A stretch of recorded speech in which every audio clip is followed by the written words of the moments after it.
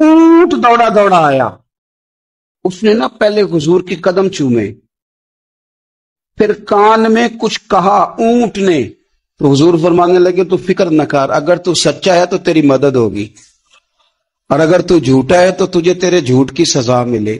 وہ تھوڑی دیر گزری تو حضرت تمیم داری رضی اللہ تعالیٰ عنہ فرماتے ہیں کچھ لوگ دوڑے دوڑے آئے، عرض کرنے لگے حضور یہ ہمارا اونٹ بھاگ آیا ہے اور 3 دن سے بھاگا ہے، مل نہیں رہا۔ حضور فرمانے لگے یہ تو تمہاری شکایت کر رہا ہے، یہ تو کہہ رہا ہے یا رسول اللہ میں نے گرمی سردی میں ان کی خدمت کی، اور جب میں بوڑھا ہو گیا تو انہوں نے مجھے افزائش نسل کے لیے رکھ لیا، میری نسل سے ان کے کتنے اونٹ پیدا ہوئے، اب میں بوڑھا ہو گیا ہوں تو مجھے کاٹ کے ذبح کر کے کھانا چاہتے ہیں۔ اس نے کان میں کہا، حضور نے ترجمہ کہہ کے بتایا، کریم رسول فرمانے لگے بولو تم کیا کہتے ہو؟ کہنے لگے سونیا جی جس نے جو آپ کو بتایا نا بالکل ہی سچ بتایا ہے۔ حضور بالکل ایسے ہی ہے، گرمی سردی میں اس نے کام کیا، پھر ہم نے اس سے بڑے افزائش نسل کا کام لیا، حضور ذبح کرنا چاہتے ہیں۔ تو نبی پاک فرمانے لگے اتنی جو خدمت کرے اس کا صلہ پھر چھری ہے، تم اچھا صلہ دے رہے ہو؟ کہنے لگے حضور ہم کچھ نہیں کہتے، ذبح بھی نہیں کرتے، آپ اس کو دے دیں۔ حضور فرمانے لگے اب نہیں میں تم پہ اعتماد کرتا، اس طرح کرو میرے ہاتھ بیچ دو۔ 100 دینار کا میرے نبی پاک نے اونٹ خرید لیا۔ حضور نے نا اونٹ کو تھپکی دی، فرمایا جا تو آزاد ہے۔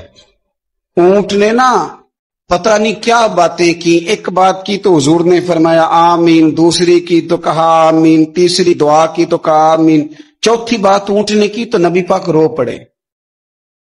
اونٹ چلا گیا، صحابہ کہتے ہیں عرض کی یا رسول اللہ اونٹ نے کیا کہا ہے؟ تو حضور فرمانے لگے اس نے پہلی دفعہ یہ کہا ہے کہ یا رسول اللہ اللہ آپ کو میری طرف سے اسلام کی اور قرآن کی طرف سے بہترین صلہ عطا کرے۔ تو میں نے کہا آمین، اور پھر اس نے دوسری دعا دی، اے اللہ کے پیارے رسول صلی اللہ علیہ وسلم جس طرح آپ نے آج میرا خوف دور کیا ہے، میں دعا کرتا ہوں اللہ آپ کی امت سے قیامت کا خوف دور کرے۔ اور میں نے کہا آمین۔